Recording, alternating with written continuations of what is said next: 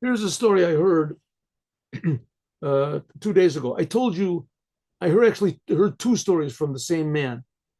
One of them I told yesterday, so you can look it up yesterday, about his daughter and how his daughter was sick and how the Rebbe said uh, that you'll have good news and healthy news, right? And it ended up that his daughter didn't have to make an operation, and which all the doctors were sure she would have to, and that was the good news. And after a while, she became healthy.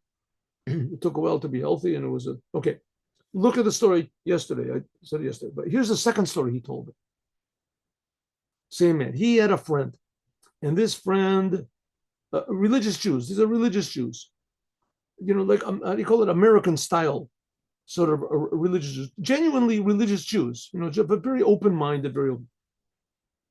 So, um, so his friend um, had a son. This story must have been like 40, 50 years ago. His son his friend had a son, something like 50 years ago. So he heard that it was a common thing that Jews would take their, especially those who lived in the New York area, that they would go to the Lubavitcher Rebbe and get a blessing for their sons. They would go into the Rebbe. The Rebbe would take people of private audience. You'd sometimes have to, get a place a month beforehand, however, 2 months. But you'd go in with your son, and my son, the Rebbe would give him a blessing. That's all. But a lot of times the Rebbe would talk to the people, talk to them. Anyway, so this boy did not want to go into the Rebbe because he was a total dunce. And he was a dunce because he was not interested at all in Judaism. He wasn't interested in the whole business. He didn't pay attention in class. He didn't know anything in the Torah. He didn't know anything about Mishnah. He didn't know, and he didn't care. He wasn't interested. But his father was interested. His father, he loved his father. But what can you do? It's just his soul wasn't there. And so, in other words, his father wants to take him before his bar mitzvah. So, bar mitzvah in America is a big thing. I mean, I was brought up in a home that was totally not religious, but I had a bar mitzvah. Everybody had a bar mitzvah. You had to have a bar mitzvah. Nobody exactly understood what mitzvah meant and what it meant bar mitzvah. I guess the bar was the main thing more than the mitzvah. It was 99% bar, 1% mitzvah. But everybody had a bar mitzvah. So, okay, so here he came from a family which was religious. They made a bar mitzvah. So the man said to his son, listen, the Rebbe Lubavitch is a very, very, very intelligent person. And he's a very perceptive person. He's a very kind person. And he's not going to embarrass you, I guarantee you. So the son said, okay. So they got dressed up. They went into the Rebbe's.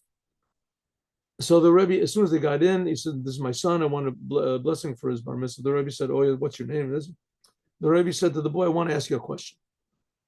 So the boy said, oh, here it goes. Here it is. Question. Now I'm going to really be embarrassed. So the Rebbe said, do you like sports? So the boy said, yeah. So the Rebbe said, what sports do you like? He said, I like baseball.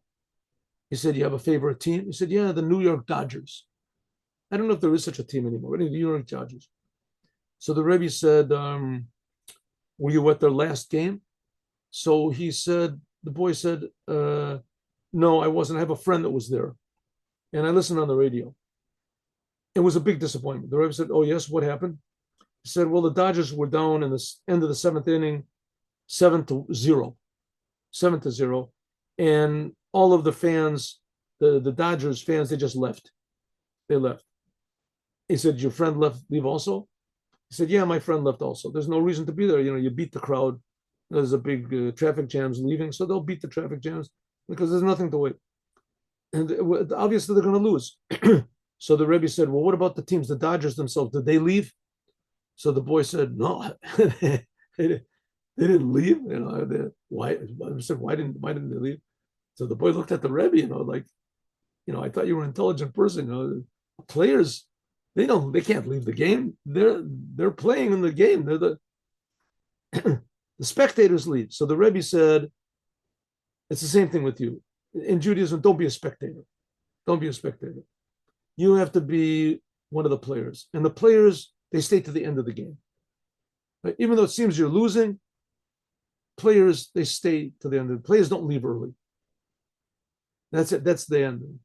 The boy understood what the Rebbe was talking about, that, it seems that he was at the end of the seventh inning or whatever, and there was nothing in Judaism for him. But he wasn't a spectator. He was playing. And it changed his whole life. Have a good day with Mashiach now. See you all, God willing, tomorrow, 8 o'clock in the morning, sharp. Not like what I do. I come a little flat, but come 8 o'clock in the morning. I'll try to make it.